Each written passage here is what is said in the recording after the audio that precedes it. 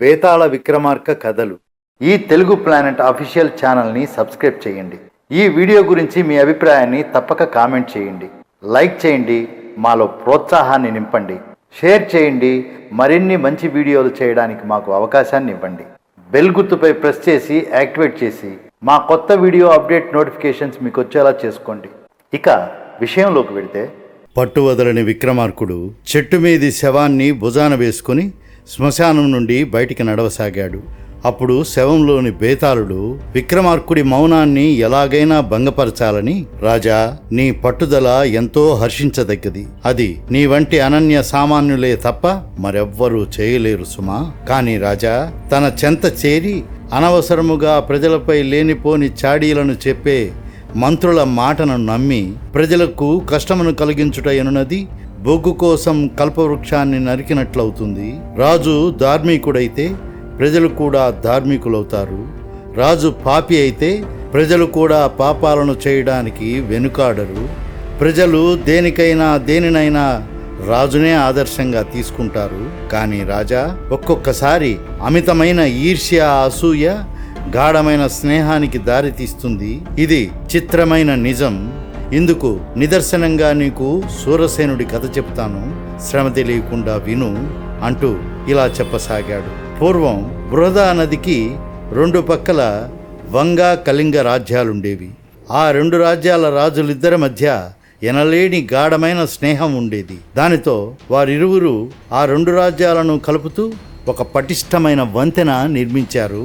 అది ప్రజలకు ఎంతో సౌకర్యవంతంగా ఉండి, అందువలన రెండు రాజ్యాల ప్రజల మధ్య వివాహ సంబంధాలు జరిగి ఇరు రాజ్యాల ప్రజలకు బాంధవ్యాలు, బంధుత్వాలు ఏర్పడ్డాయి.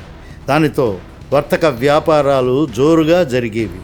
అలా ఒక రాజ్యంలో జరిగిన వేడుకలకు మరొక రాజ్యంలోని ప్రజలు పాల్గొంటుండడము ఎక్కువగా జరుగుతూ వంగ, కళింగ ఇరు రాజ్య ప్రజలు ఎంతో సుఖశాంతులతో జీవించేవారు. కానీ ఇంతలో ఏమయ్యిందో ఏమో కానీ, ఎందుచేతనో ఇరువురి రాజుల మధ్య తమ మంత్రులు చెప్పిన లేనిపోని చాడీల కారణంగా అనవసరంగా వైరం ఏర్పడింది. అయితే ఆ వైరం యుద్ధం దాకా పోలేదు గాని, రాజులు ఇరువురు తమ మధ్య తెగదెంపులు చేసుకున్నట్టు గుర్తుగా నది మీద వారధికి ఇరువైపులా పెద్ద పెద్ద గేట్లను నిర్మించి శాశ్వతంగా దారి లేకుండా మూయించి వేశారు. దానితో ప్రజల రాకపోకలు నిలిచిపోయాయి. అయినప్పటికీ ప్రజలు నది మీద పడవలలో ఒకవైపు నుండి మరొక వైపుకు ప్రయాణం చేస్తూ గడిచిపోయిన ఆనాటి మంచి రోజుల గురించి తలుచుకుని నిట్టూర్చేవారు. కాలక్రమేణా రెండు దేశాల రాజులు చనిపోయారు. వారి కుమారులు రాజులయ్యారు. అదేవిధంగా ఇరు రాజ్యాల మంత్రి కుమారులు ఆయా రాజులకు మంత్రులయ్యారు. వంగదేశపు రాజకుమారుడు సూరసేనుడు, కళింగ దేశపు రాజకుమారుడు వసంతసేనుడు. ఇద్దరు వివేకవంతులు, ధర్మబుద్ధి కలవారు. కానీ వారు తమ వైరాన్ని మాత్రం అలాగే కొనసాగించారు. అయినప్పటికీ రెండు రాజ్యాల ప్రజలు సుఖంగా జీవిస్తున్నారన్న మాటే గాని, వారికున్న లోటల్లా ఆ వంతెన మూసివేసి ఉండటం, అది ప్రజలందరి మనసుల్లో చాలా వెలితిగా ఉండేది. సూరసేనుడికి తన గూఢచారుల ద్వారా పదే పదే ఒక విషయం తెలియవచ్చింది. అదేమిటంటే, తన దేశపు ప్రజలలో కూడా కళింగ దేశపు రాజైన వసంతసేనుణ్ణి తనకన్నా గొప్పగా పొగుడుకోవటం, మెచ్చుకోవటం, ముఖ్యంగా అతని దాతృత్వాన్ని గురించి కథలుగా చెప్పుకోవటం విన్నాడు. అప్పుడు సూరసేనుడికి ఒక సందేహం కలిగింది. తాను కూడా దానశీలుడే కదా, తనకన్నా వసంతసేనుడికి అంత కీర్తి ఎలా వచ్చింది? అయినా కళింగ దేశంలో తన పేరు తలుచుకునే వాళ్ళు అసలు ఉన్నారో లేదో అని తలచి సూరసేనుడు కీర్తి కోసం మరింత దాన ధర్మాలు చేయనారంభించాడు. అందువల్ల అతడి ఆశయం సిద్ధించకపోగా అతడు దాతృత్వంలో వసంతసేనుడితో పోటీ పడుతున్నాడు అన్న మాట ప్రజలలో వచ్చింది. గూఢచారుల ద్వారా విషయం తెలుసుకున్న సూరసేనుడికి వెర్రెత్తిపోయింది. ఈర్ష్య, అవమానము అతన్ని దహించి వేశాయి. నిద్ర, ఆహారాలు లేకుండా చేశాయి. సూరసేనుడు బాగా ఆలోచించి చివరకు ఆ వసంతసేనుడి గొప్పేమిటో స్వయంగా చూసి తెలుసుకోవాలని నిశ్చయించుకున్నాడు. కొద్ది కాలం పాటు రాజ్యాన్ని చూసుకోమని మంత్రికి చెప్పి మామూలు దుస్తులు ధరించి ఒక పడవ మీద నది దాటి వసంతసేనుడి రాజ్యంలోకి ప్రవేశించి ఒక ధర్మసత్రంలో బస చేసి ప్రజల మధ్య తిరుగుతూ వాళ్ళు అనుకునే మాటలు వినసాగాడు. దూరపు కొండలు నునుపు అన్నట్టుగా కాకుండా వసంతసేనుడి కీర్తి అతడి దేశంలో కూడా బాగా ఎక్కువగానే వినిపిస్తున్నది. ఇక తన పేరు తలిచేవారు అంతమంది ప్రజలలోనూ ఒక్కడు కూడా కనిపించలేదు. సరే, అసలు వసంతసేనుడు గొప్పతనాన్ని తానే స్వయంగా పరీక్షిస్తే కాని తేలేది కాదన్న నిశ్చయానికి వచ్చిన సూరసేనుడు నేరుగా వసంతసేనుడి రాజభవనానికి వెళ్ళాడు. ఇప్పుడు సూరసేనుడు చూడడానికి మాసిన బట్టలు, శరీర పోషణ లేక భిక్షగాడిలాగా కనిపిస్తున్నాడు. అతడు ఒక దేశపు రాజంటే ఎవరూ నమ్మలేని స్థితిలో ఉన్నాడు. అయితే వసంతసేనుడి దర్శనం సూరసేనుడికి చాలా సులభంగా లభించింది. అదే తన రాజ్యంలో తనను ఎవరైనా అనామకులు చూడడానికి వస్తే దర్శనం అంత సులభంగా లభించదని సూరసేనుడు గుర్తుకు తెచ్చుకున్నాడు. అతడిని చూడగానే వసంతసేనుడు చిరునవ్వు నవ్వి, తమరికి నా నుండి ఏమి కావాలి అని అడిగాడు. దానికి సూరసేనుడు, మహారాజా, నేను కూడా రాజవంశానికి చెందిన వ్యక్తిని. ఒకప్పుడు నేను రాజ్యం చేశాను. కానీ కాల వైపరీత్యం వల్ల నా సర్వస్వం పోగొట్టుకున్నాను. నీ కీర్తి ప్రతిష్టలు విని ఇక్కడికి వచ్చాను. నాకు మీ రాజ్యంలో సగం రాజ్యం ఇప్పించగలిగితే ఇప్పించండి, అదే నాకు కావలసింది అన్నాడు. దానికి వసంతసేనుడు మళ్ళీ చిరునవ్వు నవ్వి, ఆశ్చర్యపడకండి, మీరు సూరసేన మహారాజు అని నాకు తెలుసు అన్నాడు. ఆ మాట వినగానే వసంతసేనుడి సమక్షంలో ఉన్న భటులందరూ కత్తులు దూసి సూరసేనుడికేసి తీవ్రంగా చూశారు.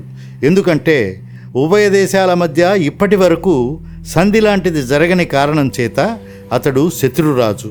కాబట్టి వారు చుట్టుముట్టడానికి రాబోయారు. వసంతసేనుడు వారిని వారించి, మిత్రమా సూరసేన, నీకు రాజ్యం ఉన్నది, అయినా అది చాలక నన్ను రాజ్యం కోరుతున్నావు. సరే, అర్ధరాజ్యం దేనికి? ఇదిగో నా పూర్తి రాజ్యాన్ని అంతా నీకే ఇచ్చేస్తాను, తీసుకో.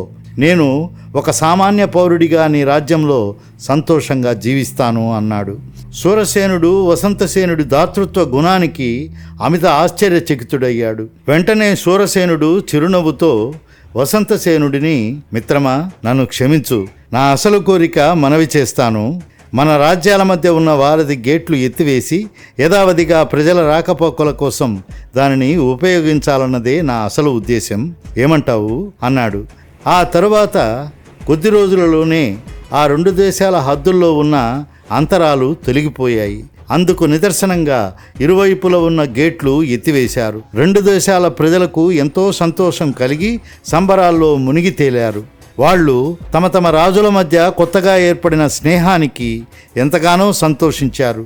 బేతాళుడు ఈ కథ చెప్పి, రాజా, వసంతసేనుడు ఎంత మహాదాత అయితే మాత్రం రాజ్యమంతా ఇస్తానని చెప్పడమేమిటి? సరే, ఇస్తానన్నాడు కదా, సరేనని సూరసేనుడు ఆ రాజ్యాన్ని తీసుకొని తన మీద పోటీగా ఉన్న వసంతసేనుడిని వదిలించుకోక క్షమాపణ చెప్పుకుని ముష్టి వారధి గేట్లు ఎత్తేయమని కోరుకోవడం ఏమిటి? ఇంతకీ వారిరువురిలో ఎవరు గొప్పవారు, ఎవరు దాతృత్వం కలిగిన వారో కూడా నాకు అర్థం కావడం లేదు. కనుక నా ఈ సందేహాలకు సమాధానం తెలిసి కూడా చెప్పలేకపోయావో నీ తల రెండుగా పగిలి మరణిస్తావు అన్నాడు. దానికి విక్రమార్కుడు, నిజానికి సూరసేనుడు రాజ్యం కోరి రాలేదు.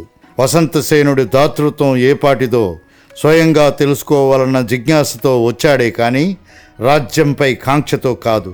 అందుకే రెండు దేశాలు సంచరించి ప్రజల బాగోగులు కష్టసుఖాలతో పాటు వారి అభిష్టమేమిటో కూడా తెలుసుకున్నాడు. కనుకనే రెండు రాజ్యాల మధ్య అడ్డంకిగా నిలిచిన వారధి గేట్లను తొలగించి దారి సుగమం చేశాడు. కనుక అతడు గొప్పవాడు అనడంలో ఎలాంటి సందేహమూ లేదు. ఇక ఎవరికి ఎలాంటి బుద్ధి కలిగి ఉంటుందో దానికి తగ్గట్టుగానే వారి ప్రవర్తన, కృషి ఉంటాయి. చతురంగ బలగాలు కలిగి తండ్రి తాతల నుండి సంక్రమించిన సుభిక్షమైన రాజ్యాన్ని చూస్తూ చూస్తూ ఎవరు వదులుకోరు. కానీ దాతృత్వం అతడి గుణం కనుక అడిగిన వారికి కాదనడు. అందున తోటి రాజు అలా యాచించినట్లు అడగడం వలన తన రాజ్యాన్ని సైతం దానం చేయడానికి సంకల్పించాడంటే అతని దాతృత్వం ఎంత గొప్పదో సూరసేనుడికి తెలిసి వచ్చింది. ఒక వ్యక్తి యొక్క విలువ వారి మాటలలోని నిలకడను బట్టి తెలుస్తుంది. వసంతసేనుడి ఔదార్యం కూడా సూరసేనుడికి అర్థమయ్యింది.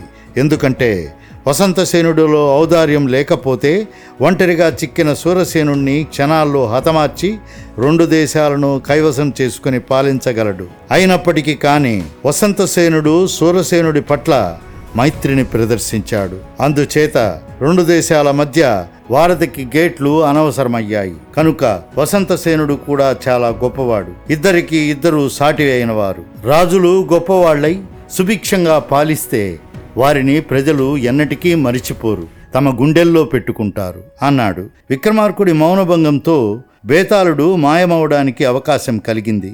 బేతాళుడు తిరిగి చెట్టెక్కాడు. ఈ తెలుగు ప్లానెట్ అఫీషియల్ ఛానల్ని సబ్స్క్రైబ్ చేయండి.